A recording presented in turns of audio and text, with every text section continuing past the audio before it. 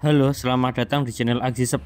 Kali ini kita akan membahas cerita Uzumaki Saruto episode 224 yang berjudul Kecurigaan Saruto terhadap Uchiha Bayu. Mari kita bahas. Pagi di Konohagakure tak lagi seramah dulu. Matahari memancar, tapi sinarnya tak mampu menghangatkan hati yang gundah. Uzumaki Saruto bangun dari tidurnya dengan tubuh yang masih terasa berat. Namun bukan karena kelelahan fisik, kepalanya seperti ditindih beban ribuan pikiran yang tak kunjung selesai. Semalaman ia tak memejamkan mata meski sekejap, bayangan demi bayangan tentang kehancuran shinobi, kehancuran desa-desa besar, pengkhianatan, dan takdir shinobi yang terus berputar tak tentu arah, semuanya berputar di benaknya seperti badai tanpa ujung. Saruto duduk di tepi ranjang, menatap lantai kayu kamar yang sunyi. Rinnegan-nya masih samar menyala, seperti refleks alami tubuhnya yang terus waspada. Ia mengusap wajahnya dan perlahan bangkit, berjalan menuju kamar mandi dengan langkah berat. Setiap langkah terasa menggema di lorong rumah yang sepi, dan suara itu seakan mengingatkannya bahwa dunia di luar sedang tidak baik-baik saja. Sesampainya di kamar mandi, Saruto membuka keran air dan membiarkan air dingin mengalir ke telapak tangannya. Ia menatap air itu sesaat sebelum memercikannya ke wajah. Saat wajahnya bersentuhan dengan air, sesuatu terasa aneh. Dalam bayangan air, ia melihat dirinya sendiri.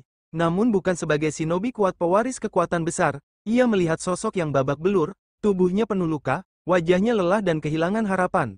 Padahal secara fisik, semua luka telah sembuh, tapi luka di dalam hati, itu yang tak terlihat. Saruto terdiam cukup lama menatap pantulan dirinya di air. Hatinya remuk, ia bertanya dalam hati, apa semua perjuangan selama ini hanya sia-sia? Apakah takdir shinobi memang selalu berujung pada kehancuran? Ia menggertakkan gigi, menahan amarah yang perlahan memuncak.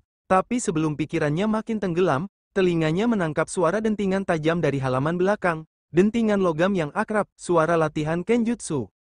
Dia tahu siapa yang berlatih di pagi-pagi buta seperti ini. Uchiha Bayu, temannya sejak kecil, sekaligus rekan yang kini menjadi salah satu pilar pertahanan Konoha. Saruto pun meninggalkan kamar mandi dan berjalan keluar, namun langkahnya terhenti di ambang pintu saat ia melihat Bayu dengan gerakan cepat mengayunkan sebuah pedang raksasa. Pedang itu tak asing, Kubikiri Bocho, pedang raksasa legendaris yang dulu dikenal dimiliki oleh Zabuza Momochi. Bayu tampak fokus, wajahnya berkeringat, namun matanya tajam dan penuh semangat.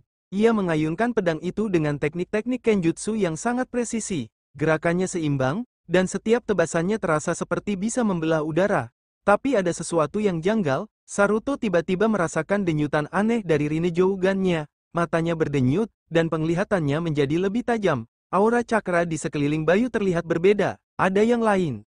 Rinnegan-nya aktif sepenuhnya tanpa ia kehendaki. Cahaya biru samar bersinar dari matanya. Saruto menatap Bayu dengan penuh rasa curiga, dan ia langsung melangkah mendekat. Sesuatu dari temannya itu terasa tak wajar. Bukan hanya aura kekuatan, tapi juga getaran cakra asing yang membalut tubuh Bayu.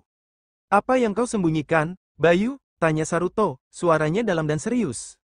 Bayu menghentikan ayunan pedangnya, ia menoleh dengan senyum samar di bibirnya, namun sorot matanya tenang, seperti seseorang yang sudah memprediksi akan ditanya hal itu. Ia meletakkan pedangnya perlahan dan memutar tubuh menghadap Saruto. Ternyata kekuatan Rinnegan itu benar-benar bisa mendeteksi cakra tersembunyi. Ya, ucap Bayu, kau benar, aku memang menyembunyikan sesuatu. Saruto menahan napas, matanya menyipit, fokus pada tubuh Bayu. Cahaya gelap kehijauan samar menyelimuti bagian perut dan punggung temannya itu, sebuah bentuk cakra yang tak asing. Aku telah menjadi wadah, lanjut Bayu, wadah bagi Rokubi. Ucapan itu membuat dada Saruto bergemuruh, ia menatap temannya dengan terkejut dan sedikit kecewa. Tanpa berkata apapun, ia menggigit ibu jarinya hingga berdarah, lalu membentuk segel tangan cepat. Darah itu digunakan untuk memanggil energi segel khusus, lalu ia mengucapkan, jika kau menyerap cakra Rokubi, berarti Uzumaki Keira telah tewas. Bayu tak langsung menjawab, ia hanya menunduk, lalu mengangkat bahunya, mungkin, kita tidak tahu apa yang terjadi di Sanigakure, setelah serangan terakhir, tidak ada kabar sedikit pun dari sana. Tapi jika benar Keira telah tewas, maka musuh kita berkurang satu. Saruto menahan amarah dan kesedihannya, Keira bukan hanya sekutu dalam pertempuran, tapi juga bagian dari keluarga besar Uzumaki, meski berasal dari Sanigakure, darah Uzumaki yang mengalir di tubuh Keira adalah bagian dari sejarah panjang klan yang kini nyaris punah. Bayu sadar akan hal itu. Aku tak berniat menyerap kekuatan Rokubi, Bayu melanjutkan. Namun, aku menemukan telur cakra Rokubi. telur cakra itu muncul di dekat lab Orochimaru, dan aku membawanya lalu ku ekstrak dan ku masukkan ke dalam diriku. Saruto mengepalkan tinjunya, ia merasakan pergolakan batin. Satu sisi ia ingin menyalahkan Bayu, namun di sisi lain ia tahu Bayu tak akan sembarangan menerima kekuatan seberbahaya itu tanpa alasan. Tapi tetap saja, kekuatan Biju bukan hal yang bisa diremehkan. Apakah kau masih bisa mengendalikan dirimu sendiri? Tanya Saruto, nadanya tajam. Bayu mengangguk, sejauh ini, ya, dan Rokubi benar-benar tertekan oleh rine seringanku. Saruto mengalihkan pandangannya ke langit, awan kelabu menggantung, segalanya tampak begitu kacau. Ia menarik napas panjang, berusaha menenangkan diri, keadaan terus berubah, dan shinobi tak lagi bisa bergantung hanya pada sistem lama. Kekuatan seperti milik Bayu kini bisa menjadi harapan, atau ancaman. Kita tak bisa tinggal diam, kata Saruto akhirnya, jika Keira benar-benar tewas, kita harus memastikan apa yang terjadi di Sanigakure, kita tak bisa mengandalkan laporan mata-mata, kita harus bergerak sendiri. Bayu mengangguk setuju, aku tahu, dan aku siap ikut kau kemanapun.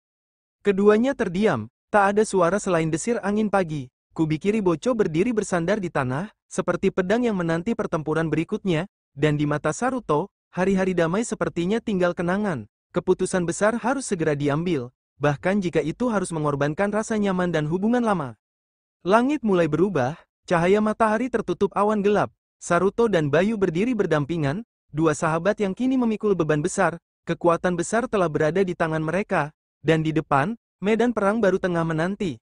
Namun hari ini, pagi ini, mereka bersumpah dalam hati untuk tidak mundur, karena jalan shinobi bukan tentang siapa yang terkuat, tapi siapa yang tetap bertahan hingga akhir. Panel berpindah ke Sanigakure, desa yang berdiri di antara pegunungan kelabu dan tebing-tebing batu berliku. Kabut tipis menyelimuti desa itu sepanjang hari, menjadikannya tempat yang selalu terasa dingin dan terasing. Di tengah markas utama, seorang shinobi berambut merah dengan mata tajam sedang berdiri di depan meja penuh gulungan informasi. Uzumaki Shinso, seorang elit dari klan Uzumaki yang tetap setia kepada Sanigakure, menatap satu gulungan dengan serius. Wajahnya datar, namun sorot matanya penuh kalkulasi. Di tangannya, terdapat laporan intelijen terbaru dari penjaga segel Biju yang sebelumnya bertugas memantau pergerakan Cakra Rokubi. Cakra Rokubi sudah tidak terdeteksi di wilayah desa, gumam Shinso, suaranya nyaris tak terdengar. Ia membaca ulang gulungan itu dengan detail, memastikan bahwa kesimpulan tersebut memang tidak bisa dibantah. Entah dia telah tumbuh jauh dari jangkauan, atau seseorang telah menyerapnya. Ucapan itu diikuti dengan kesunyian panjang di ruang pertemuan. Beberapa shinobi lainnya di ruangan saling pandang, namun tak ada yang berani bersuara. Shinso menatap keluar jendela, memandangi kabut yang menggantung di langit Sanigakure, angin berhembus pelan, namun dinginnya menusuk sampai ke dalam dada. Kekuatan tempur Sanigakure turun drastis jika Biju kita telah berpindah tangan, lanjutnya, dan yang lebih mengkhawatirkan, kita tak tahu kepada siapa kekuatan itu jatuh. Di Sanigakure, pertemanan dan hubungan antar shinobi bukan hal yang terlalu dijunjung tinggi, tidak seperti di Konohagakure, di mana pengorbanan dan persahabatan menjadi pilar kekuatan. Di sini, semua dinilai dari seberapa besar kekuatan yang bisa diberikan untuk desa, seberapa berguna seseorang dalam strategi perang dan pertahanan. Keira, meskipun sahabat lama Shinso, hanyalah salah satu bagian dari sistem kekuatan yang selama ini menjaga keseimbangan Sanigakure, dan sekarang, bagian itu telah hilang. Keseimbangan pun mulai goyah, tapi tidak ada waktu untuk bersedih. Bagi Shinso, hal seperti itu hanya memperlemah tekad dan membuang energi. Salah satu shinobi muda memberanikan diri bertanya, apakah kita akan mencari keberadaan Biju itu? Shinso sama. Shinso mengangguk perlahan, tentu, kita tidak bisa membiarkan kekuatan sebesar itu jatuh ke tangan musuh. Jika mereka berhasil mengendalikan Rokubi, maka satu-satunya keuntungan strategis kita lenyap. Ia berjalan perlahan ke arah peta besar di dinding, menunjuk beberapa titik yang menjadi jalur pergerakan shinobi Sanigakure. Kita akan mulai pencarian dari perbatasan utara, kirim regu pelacak yang memiliki kemampuan sensor cakra tingkat tinggi, jika memang Rokubi telah menyatu dengan seseorang, bahkan jika ia bersembunyi, akan ada sisa-sisa fluktuasi cakra yang bisa dilacak. Shinso masih memandangi peta itu dengan pandangan kosong, dalam hatinya, ia menyadari betapa mengerikannya situasi ini. Musuh bisa saja menggunakan kekuatan Rokubi untuk menyerang balik Sanigakure, dan dengan kehilangan Jinkuriki utama mereka, pertahanan desa akan melemah secara drastis, tapi lagi-lagi, tidak ada ruang untuk sentimen di hatinya, yang ia pikirkan hanyalah rencana, strategi, dan keseimbangan kekuasaan. Para shinobi lainnya mencatat perintahnya dengan cepat, beberapa segera pergi untuk menyiapkan regu pelacak dan perlengkapan. Shinso berbalik dan kembali ke meja kerjanya, mengambil gulungan yang lain, laporan misi, catatan sisa pertempuran, dan prediksi kekuatan musuh yang tersisa. Ia sudah terlalu terbiasa hidup dalam logika dan angka, bukan perasaan.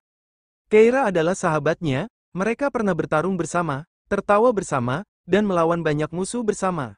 Namun di Sanigakure, bahkan kenangan semacam itu tidak cukup kuat untuk mengguncang hati seorang shinobi yang tumbuh dalam doktrin kekuatan adalah segalanya.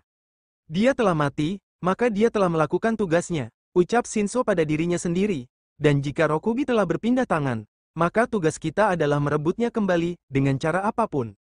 Langkah-langkah cepat terdengar di koridor, para pelacak mulai bergerak, dan Sanigakure kembali bersiap dalam diam. Tak ada upacara duka, tak ada pengibaran bendera setengah tiang untuk Keira, bahkan namanya tak disebut di balai utama. Ia menghilang, dan dunia berlanjut seperti biasa. Shinso tahu, dalam dunia shinobi Sanigakure, tidak ada tempat untuk kesedihan yang panjang, yang ada hanya rencana, strategi, dan kekuatan. Pertemanan adalah kenangan usang yang tidak membantu ketika perang datang mengetuk gerbang. Di matanya, nilai seseorang ditentukan bukan oleh seberapa dekat ia di hati, tapi seberapa besar kekuatan yang ia tinggalkan saat mati, dan Keira, jika memang benar telah gugur, telah gagal meninggalkan kekuatan itu untuk desa. Bagi Shinso, itu adalah kesalahan yang tidak bisa dimaafkan. Begitulah Sanigakure, tak ada tempat untuk kenangan, tak ada ruang untuk tangisan, yang ada hanyalah kekuatan, dan kekuatan harus dikendalikan atau dimusnahkan.